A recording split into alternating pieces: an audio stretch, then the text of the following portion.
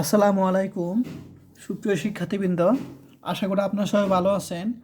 আজকে আমরা ক্যালকুলাস একের চ্যাপ্টার 16 এর এক্সাম্পল 22 নিয়ে আলোচনা করব ইনশাল্লাহ। তো প্রশ্নটি বলছে, মান নির্ণয় করো ইন্টিগ্রেশন 0 থেকে 1/2 dx divided by 1 - 2x square into root over 1 - x square. এই প্রশ্ন 2017 চলে আসছে, খুবই সহজ। তো আমরা এই প্রশ্নটা সলিউশন করার জন্য সহজভাবে আমরা x equal to sine theta ধরব। এখন এটাকে আমরা কি করব, থিটার সাপেক্ষে অন্তরীকরণ করব। তাহলে dx by d theta equal to, এটাকে থিটার সাপেক্ষে অন্তরীকরণ করলে পাবো, আমরা জানি সাইনকে অন্তরীকরণ করলে কস পাবো, আর থিটার সাপেক্ষে করতেছি কস থিটা। এখন ডি থিটা এই পাশে নিয়ে আসলাম, তাহলে dx equal to cos theta d theta পাবো।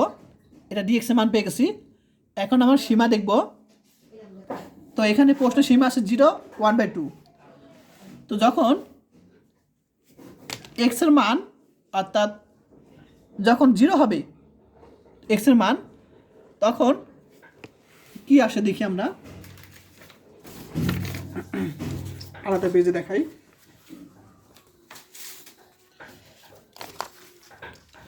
তো এখানে 0 ইকুয়াল টু কত ছিল, সাইন থিটা। তো আমরা যখন 0 বসাবো এক্স এর মান, তখন আমরা জানি সাইন 0 কত, সাইন 0 ডিগ্রি মান 0, সাইন থিটা, সাইন কাটা থিটা ইকুয়াল টু 0 লিখতে পারি। তাহলে যখন এক্স এর মান 0 হবে তখন থিটা মান 0 পাবো। আবার যখন 1/2 বসাবো এক্স এর মান, 1/2 সাইন থিটা। এখন আমরা জানি সাইন কত, তোমার 30 ডিগ্রির মান, সাইন 30 ডিগ্রির মান আমরা জানি 1/2 সাইন 30 ডিগ্রি মান। এখন আমরা এটাকে রেডিয়ানে নিয়ে আসবো। তো সাইন π/6 লিখতে পারি, পায়ের মান 180। তাহলে 180কে 6 দিয়ে ভাগ করলে 30 চলে আসে, সাইন থিটা। এখন সাইন কাটা থিটা ইকুয়াল টু আমরা π/6 লিখতে পারি।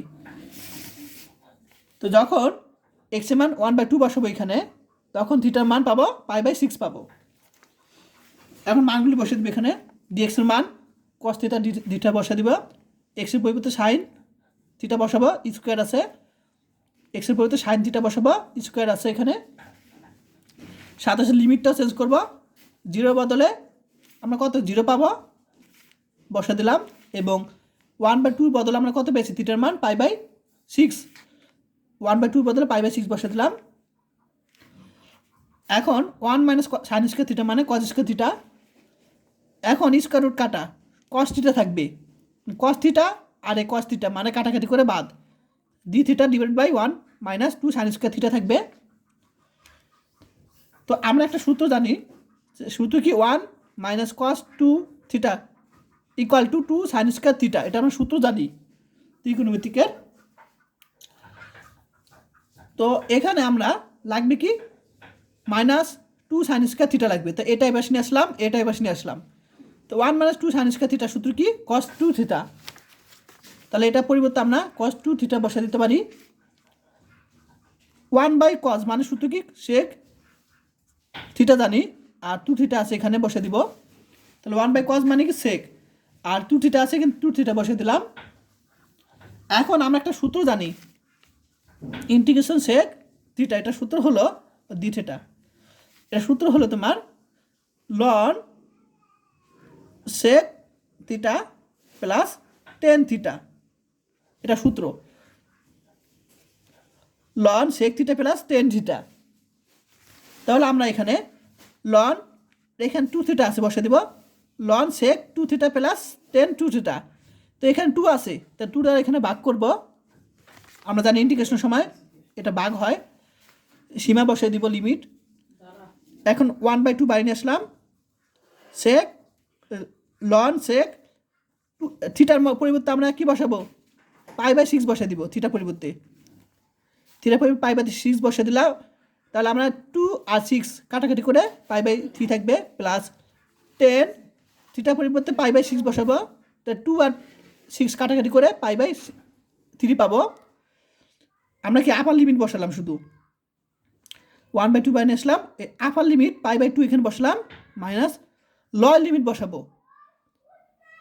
তো থিটার মান যখন 0 বসাবো সেক 0 মানে 0 প্লাস 10, আমরা এখানে যদি 0 বসাই, খেয়াল করে এখানে যদি আমরা 0 বসাই তাহলে আমরা কি পাবো, এখানে দুবার 0 পাবো।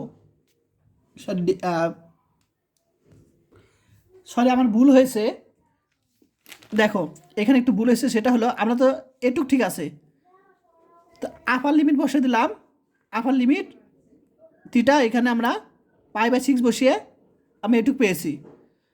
তবে লোয়ার লিমিট বসানোর আগে মাইনাস হবে, আপার লিমিট মাইনাস লোয়ার লিমিট। তো এখানে যখন আমরা কি বসাবো, থিটা পরিবর্তে 0 বসাবো তখন সেক 0 হয়ে যায়, তাহলে লন সেক 0 প্লাস, আর এখানে যখন আমরা 0 বসাবো 10 0, এখন আমাদের 10 0 মান কত, 10 0 বসিয়ে দিই। এখন আমরা জানি সেক 0 মান কত 1 প্লাস 10 0 মান কত আমরা জানি 0, সেক 0 মান 1, 10 0 মান 0, তো লন 1, তাহলে এখানে লন 1 এর মান কত, লন 1 এটা মান 0, দেখো এখানে 0 বসিয়ে দিলাম, অর্থাৎ লয়ার লিমিট 0, এখানে 0 বসিয়ে লয়ার লিমিট 0 বসিয়ে আমরা এখানে পেয়েছি লন 1, লন 1 পরিবর্তে আমরা 0 পাই, ডাইরেক্ট আমরা এখানে ক্যালকুলেশনটা করেছি। তোমরা চাইলে এই জিনিসটা এখানে বসিয়ে দিতে পারো, মাইনাস এটা আমরা বসিয়ে দিতে পারি, আর তুমি ডাইরেক্ট চাইলে 0 বসিয়ে দিতে পারো, ইচ্ছা। আপার লিমিট মাইনাস লোয়ার লিমিট বসিয়ে এরকম পাবো। এখন সেক π/3 অর্থাৎ 180 বা কত 3, তাহলে এটার মান কত পাবো আমরা, তোমার 60 ডিগ্রি পাবো। তো সেক 60 ডিগ্রি মান কত 2 প্লাস 10, 60 ডিগ্রি মান কত তোমার √3 বসিয়ে দিলাম আমরা, এটাই তোমার অ্যান্সার। আশা করি সবাই বুঝতে পেরেছ। ক্লাসটা কেমন লাগলো অবশ্যই কমেন্ট করে জানাও তোমরা বুঝতে পেরেছো কি না। আর যারা এখনও ইউটিউব চ্যানেলটি সাবস্ক্রাইব করে নয় তারা অবশ্যই আমার চ্যানেলটি সাবস্ক্রাইব করে দিও, এবং যারা কোর্স করতে চাও তারা এই হোয়াটসঅ্যাপে আমাকে মেসেজ দিবে।